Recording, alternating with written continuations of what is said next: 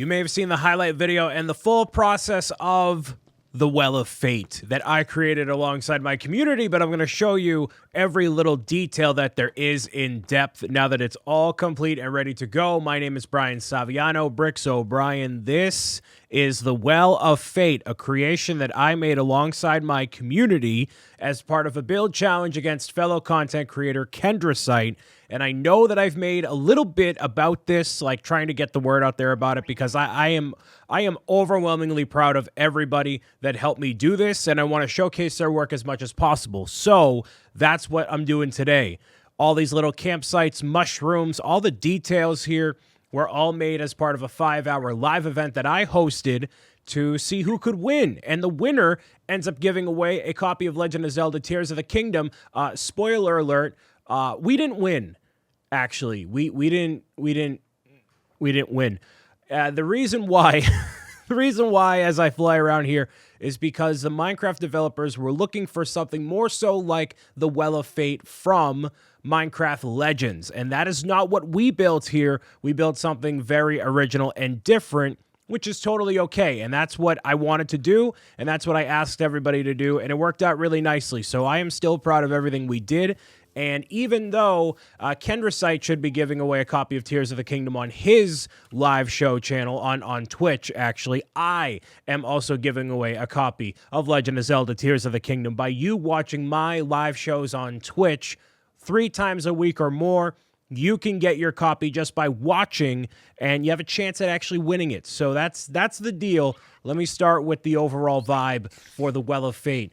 We started planning everything in the very beginning of a place where you could basically have your fate decided for you, right? So these travelers are wandering through this, clearly what is supposed to be another portal, but, you know, using purple stained glass and all that, wandering through these giant stone statues, decrepit columns, kind of like inspiration from the Hall of Origin from Legends Arceus and Brilliant Diamond Shining Pearl. And when you were approaching, it's kind of having this wade pool effect, like in a temple when you're approaching Legend of Zelda Breath of the Wild, you know, the spring where you're trying to get your level ups and all that with the orbs and all that. That's kind of what the vibe we were going for here. And then I wanted there to be some way where you're going down beneath in order to access the real Well of Fate, because as impressive as this bird is here, this is not actually the judge who decides your fate at the Well of Fate. There's actually the real judge down below. So what's really interesting about this, so I basically called as many people together as possible to make this thing, right? It wasn't like a sign up beforehand. It was just a, hey, be here at this time to do this thing and see it happen. And there was somebody who decided to build like a creature, and their name is Spindle, and they have, I'm sure, all sorts of crazy Minecraft creations of their own. But if you look over here, actually, this person was creating this down here, and it looks like a dragon, obviously. And the way that I operate as, you know, Bricks O'Brien, I want everything to kind of be tied together, right? So obviously I have my children's book, I have the characters that are from it and all that. So he started doing like green that's over here, along with this shape, and I'm like, oh, this looks like a bird. So the idea was to make Polly the parrot one of the stars from my children's book, but as like a giant, you know, massive version of the character. So I said, hey, you know, we couldn't use World Edit or anything like that, but can you take this and put it up to the very top? So that way it makes sense for what we're doing. And Spindle was kind enough to do that. So I'm sure he might be watching right now. So thank you again for all your hard work. That's, again, another reason why I wanted to showcase all this stuff, because so many people did wonderful work here. And obviously this dragon parrot creature is incredible, obviously inspired by Polly. There's these candles that are floating everywhere to give it that much more of an effect. Green lightning striking down from the cloud up above. It is awesome.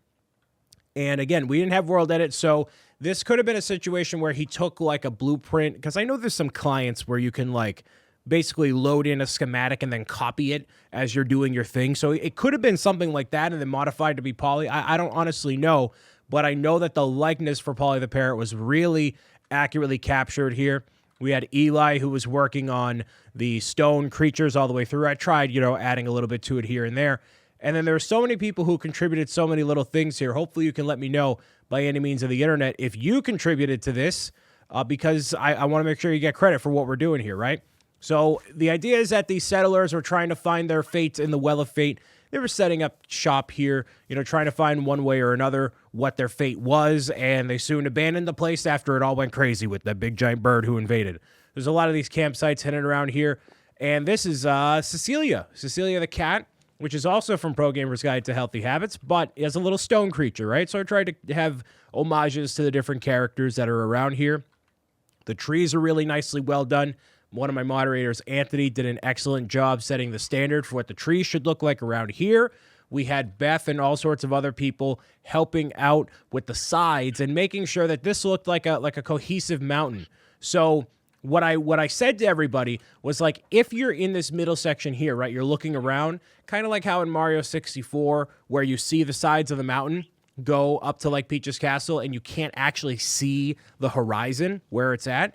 That's the vibe I wanted to go with this, which I believe is called a bounding box in video game terms, right? So, like, you can't go up this mountain, but you can clearly tell it infers that it's a larger mountain all the way through, right? So that's the vibe I wanted to go for. Could not add in any animals in the end product here, so I added some birds. We couldn't add any birds in the beginning because everybody kept spamming animals, like Warden and lots of creatures, so I had to nuke all of them and then add them back in. People had axolotl that were in this river over here, but yeah, I unfortunately had to take those out because they were not going as they should have, which is totally okay. Now, there's trees that people made that are custom. There's some regular vanilla trees around here, but then all sorts of ruins as well. So there's like structures like this. Like, what is the basis of this? I have no idea. There's, a nether portal over here. Mushrooms that were originally made out of the typical mushroom material that were then since converted into quartz and then red concrete to kind of sell the effect a little bit better. Love how, like, these flowers are here just to make it look a bit more lively and engaging, These are the sort of details I look for when I'm looking at Minecraft maps and builds and all that. It's just this level of detail and care that's put into everything. This is supposed to be Cuddles the penguin character from my children's book, obviously. So having those homages in there. And maybe that was the downfall, right? So I knew that Minecraft developers, they obviously want you to represent, like, their game, right? So we have, obviously, these clouds that are over here with the candles that are used for raindrops, which is really cool.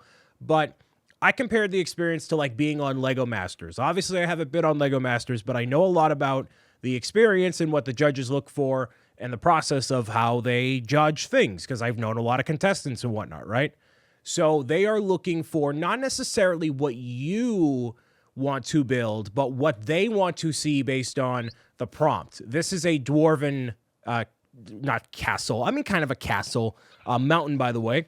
So a couple people were working on this just for the sake of it. It's very dense, so I'm just going to walk through here as I explain the rationale.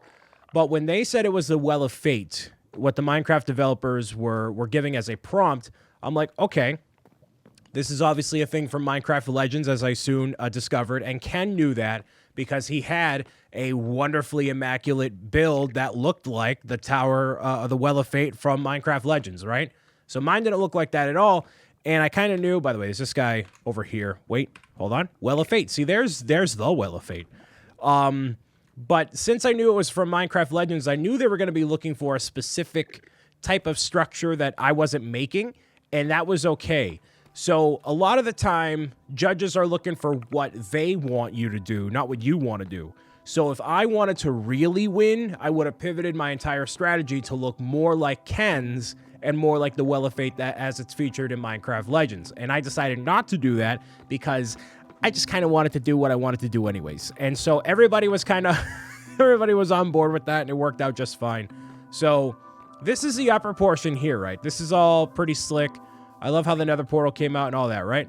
So the real Well of Fate, as you're wading through the pool, you're like, wait, why can't I discover anything by fate and whatever? And so eventually the bird is like, you have been granted access. You fall through here, and you find the actual Well of Fate down below here. And this was where a nice chunk of time was used up from all the wonderful people that decided to help here. Because this cavern is all underneath here, as you kind of saw in the very beginning. It was a massive undertaking, but it obviously worked out really well. If we read the book here, it says, the bird who once ruled the Brick City, banished from the realm, Paulie needed to redeem himself in order to once again return to his home.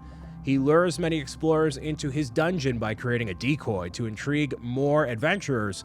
Once they fall into the pit, Paulie decides others' fate so they cannot experience what he once did. Good luck.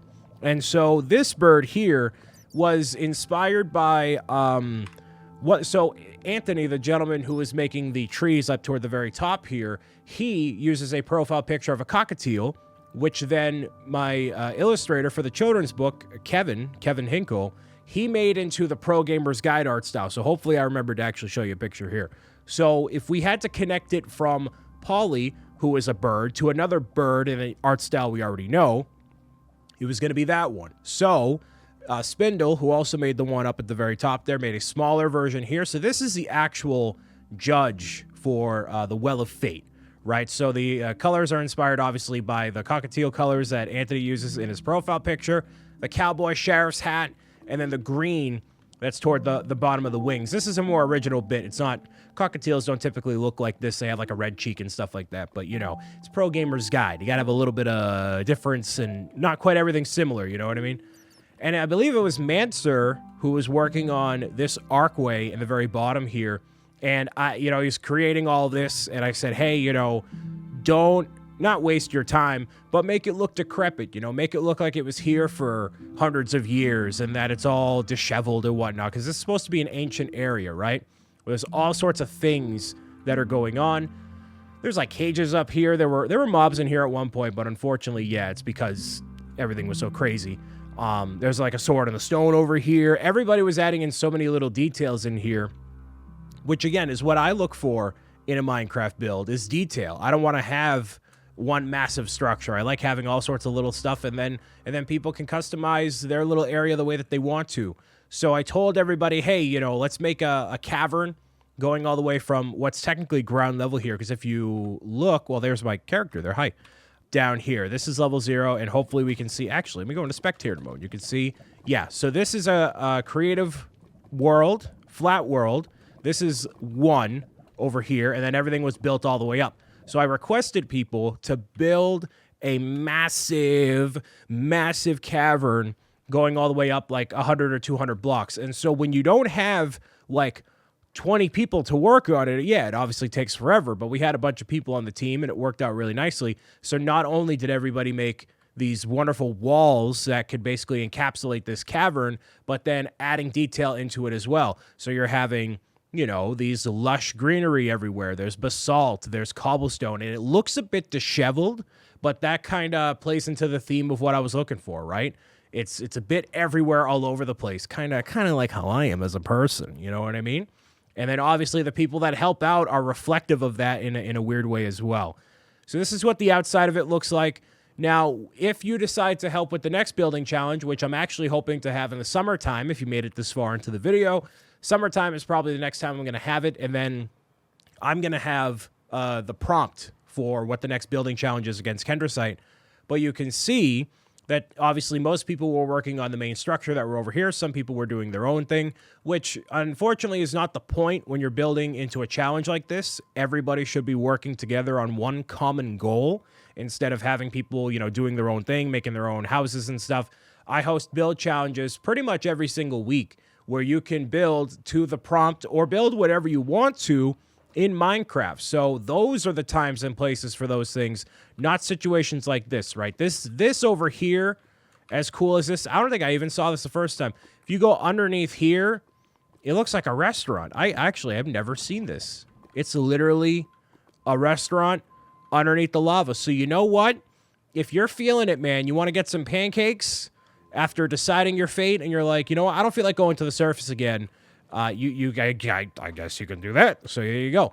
So this was really fun. It was exceptionally fun to see the progress that people were making. You know what? Let me do this over here. I'm going to make myself have some night vision so you can see everything. And yes, obviously I could put it into, whatever mode here, but this works out a little bit better. You can see all the details here. Yeah, there we go. Some people tried doing some things on the outside here, but all in all, we all did an excellent job. Like I said, I'm going to be doing another one of these in the summer. And as of right now, I am hosting a giveaway for Legend of Zelda Tears of the Kingdom on my Twitch channel. So if you watch my live shows, you'll earn points. And the more points you earn, the better chance you have at winning a digital copy of Legend of Zelda Tears of the Kingdom 100% for free. So if you want to tune in to win your copy of the game, support what I do as a creator, and participate in more Minecraft building challenges, then please check me out on Twitch specifically for that sort of thing. You could have made this like really cool wizard tower like Anthony and Brandino did over here, but instead you're just watching the recap. So get involved, all right? It's totally free to participate and play along with. I hope to see you there and hope to see your creation as part of the next aspect of the building challenge whenever it may happen in summer 2023, all right? I'll see you again next time. Keep on meowing it out and build on.